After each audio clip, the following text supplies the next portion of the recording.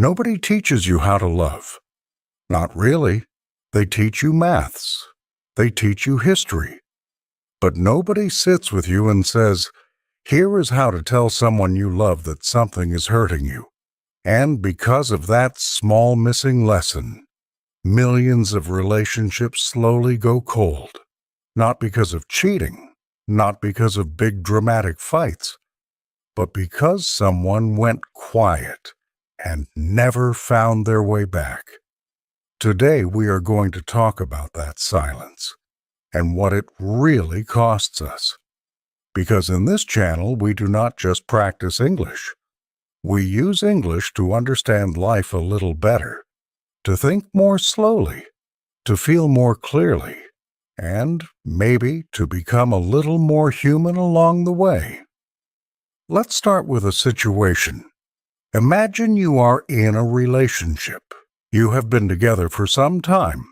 You love this person. You really do. But there is something small. Maybe they always choose the restaurant, and you never really like the food there. Or maybe they make a joke sometimes, and it does not hurt a lot, but it stays with you, just a little.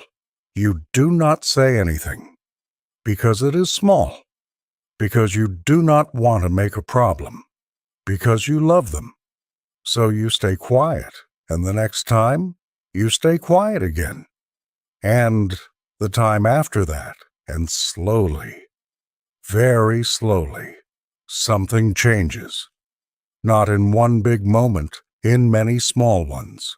This is one of the saddest things that happens in love. Not cheating, not lying, not big dramatic fights. Just silence. The slow, quiet silence of someone who stopped speaking their truth because they did not know how, or because they were afraid, or because no one ever taught them that it was okay. Think about your childhood for a moment. Think about what you learned at school. You learned maths. You learned history. You learned how to read and how to write. Maybe you learned a little science, a little geography.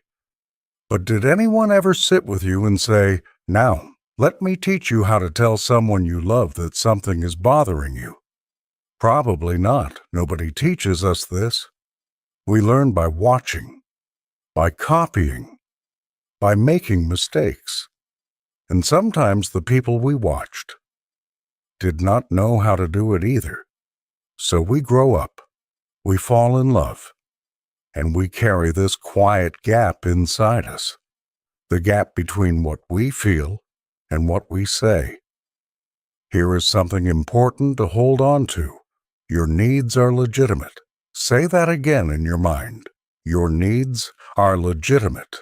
This sounds obvious, but for many people it does not feel obvious at all.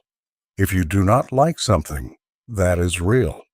If something makes you uncomfortable, that is real. If you need more space, or more closeness, or more quiet, those things are real. They are not problems. They are not weaknesses. They are just you. You are allowed to be you, even in a relationship, even in love.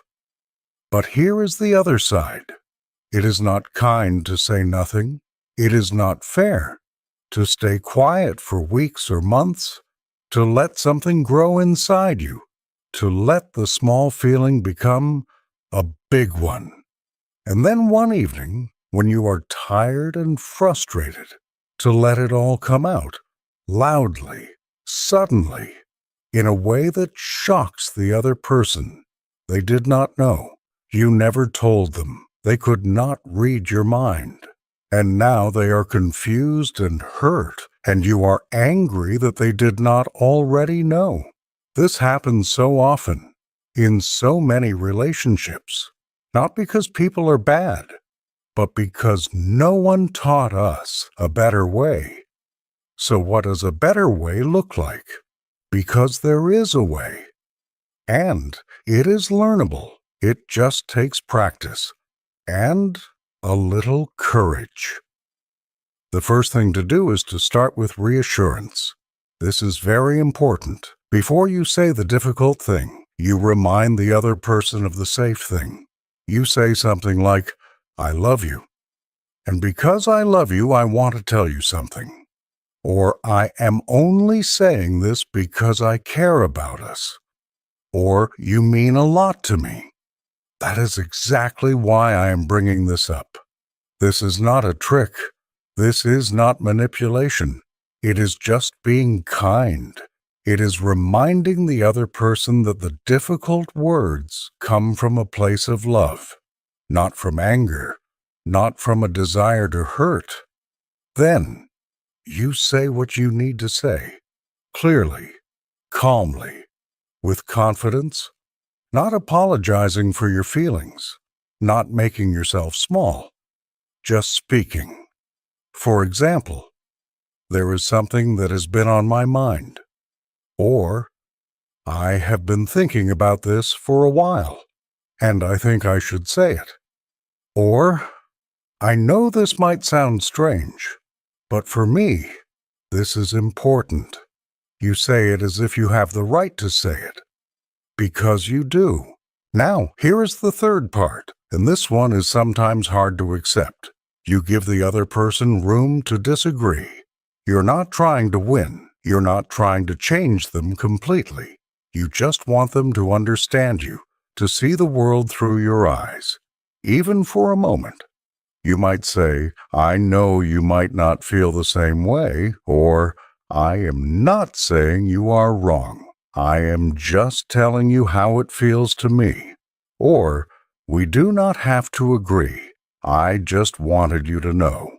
This takes the pressure off. It makes the conversation smaller, less like a battle, more like two people sitting quietly and being honest with each other.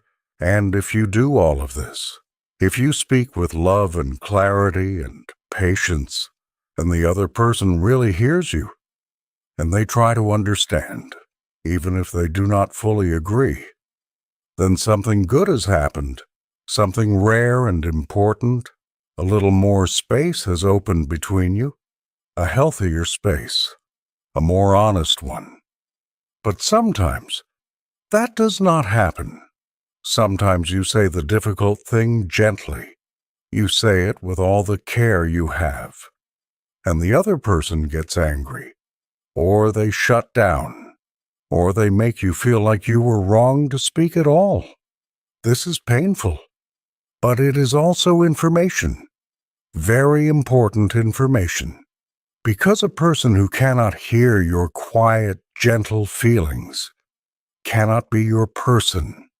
Not because they are terrible, not because love was never real, but because love needs space. Space to be honest, space to be imperfect, space for both people to exist fully. And if that space is not there, the relationship will shrink, slowly, quietly, until one day it just stops working, and nobody is quite sure why. Let's think about this from a different angle. Imagine a couple. They have been together for 2 years. On the outside, they look happy, but inside one of them has a small list. Not a written list, a mental one. A collection of small things they never said. They do not like going sailing every weekend. The sun is too strong and the boat makes them anxious. But their partner loves it, and they never said anything. So they go week after week, and every time they come home tired and sunburnt, a little piece of warmth goes away. It does not feel like anger. It feels like distance. A quiet, growing distance. And one day, one of them looks at the other person, and the feeling is just flat. Not hate, not sadness, just flat. And they do not understand how it happened, but it happened one silent Saturday at a time. Or think about something even smaller. You do not like garlic. You never have. Your partner cooks with garlic every week. They think you love their cooking. You smile. You say thank you. And inside, just a little, you are not completely there. This is not a tragedy. But multiply that feeling by 100 small moments, by 100 small silences, and you start to understand how love can go cold, not because of one big storm, but because of 100 quiet, rained-out afternoons. There is a kind of belief that many people carry, that being a good partner means being easy, means not having too many needs, means fitting in, adapting, being flexible, not causing trouble. And in small doses, that is a good instinct. Generosity and flexibility are beautiful things, but when they come from silence and fear, they stop being generosity. They become disappearance. You disappear, little by little, until the person your partner loves is not quite the real you. It is a quieter version, a version that does not take up too much space. And that is a lonely way to be loved. The truth is this: you do not have to have simple needs to be loved. You do not have to sleep at normal hours. You do not have to enjoy the same things. You do not have to agree on everything. You are allowed to be complicated. You are allowed to be specific. You are allowed to be exactly as strange and particular and human as you are. What you need is not to be simple. What you need is to be able to explain yourself, to take the other person slowly into your world, to show them how things look from where you stand, and to trust that if they are the right person, they will want to see it. This is not easy. Let us be honest about that. For many of us, speaking up feels dangerous. It feels like we might lose something, like the relationship is a fragile thing, and one honest sentence might break it. But usually the opposite is true. What breaks relationships is not honesty. It is the long absence of it. It is the slow build-up of unspoken things, heavy things, things that never found a voice, and so they found another way out, through coldness, through arguments, through distance. Think about catching a problem early. A small problem caught early is manageable. The same problem left alone for a year is much bigger, much harder to touch. The feelings around it are much stronger. The resentment is real. The distance is real. And now it is not just a conversation you need. It is much more than that. This is why speaking early matters.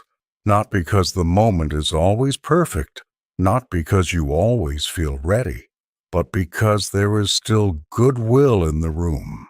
And goodwill is precious. It is the warm material that makes difficult conversations possible. Once it is gone, it is very hard to rebuild. So perhaps the lesson is not really about techniques, not really about the right words. Perhaps the deeper lesson is this: you have to believe that you are worth speaking for, that your feelings, even the small ones, deserve a voice, that asking for what you need is not selfish, that saying this does not work for me is not unkind, that you can love someone fully and still need things to be different sometimes. These two things can exist at the same time: love and honesty, tenderness and truth. We carry old lessons with us, from our families, from our early loves, from the times we spoke and were made to feel foolish, or the times we stayed quiet and were left feeling invisible. And then we bring all of that into our next relationship, into the kitchen, into the bedroom, into the quiet evenings. We bring everything. And sometimes, without knowing it, we repeat the same silence.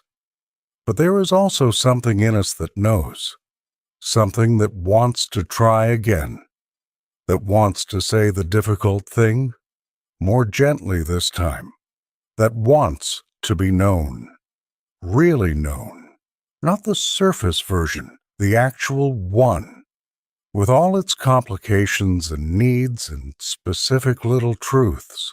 That wanting is important. It means something is still alive. Something still believes in the possibility of being understood and loved at the same time. So maybe that is where we leave today. Not with a solution, not with a list of rules, just with this quiet thought. You are allowed to speak. You are allowed to need things. You are allowed to be fully yourself inside a love.